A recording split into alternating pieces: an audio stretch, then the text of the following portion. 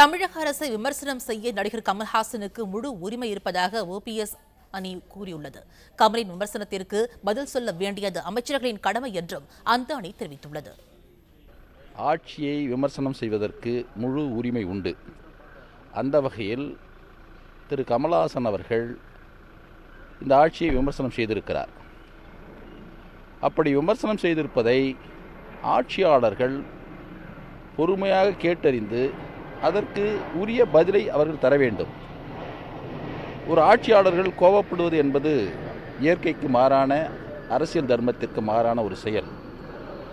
விமர்சனம் என்பது ஒரு ஆரோக்கியமான நடைமுறை. அந்த விமர்சனத்திற்கு பதில் சொல்லுவது ஆட்சியாளருடைய கடமை, எங்களை போன்ற அரசியல்வாதிகளுடைய கடமை.